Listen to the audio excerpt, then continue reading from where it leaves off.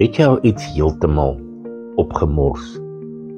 Soos om iets te sê of te doen wat 'n huwelik of 'n vriendskap opgebreek het, of om verf op jou nuwe uitrusting te mors.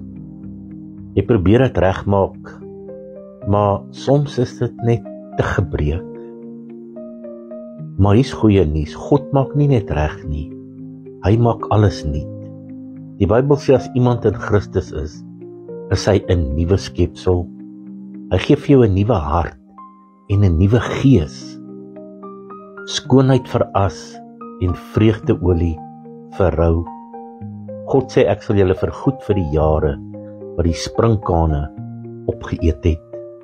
Hy laat iets nuuts groei waar jy net byvoorbeeld pyn gesien het. Maar hier's die wonder, God se werk maak nie sin vir mense se logika nie. Hoe voed jy 5000 mense met 5 brode en 2 visse? Hoe loop jy op water? Hoe kan jy iemand uit die graf uitkom na dae? Vertrou op die Here met jou hele hart. Die grootste herstel van alle tye was liefde. Toe sonde ons skei, het Jesus die muur afgebreek.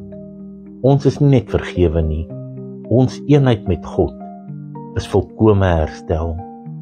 Vir hulle wat God liefhet, werk alles ten goeie uit.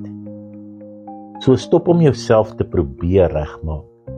Gee oor aan God se liefde, want hy maak alles nuut. Here, dankie dat U my herstel, vernuwe en alles nuut maak.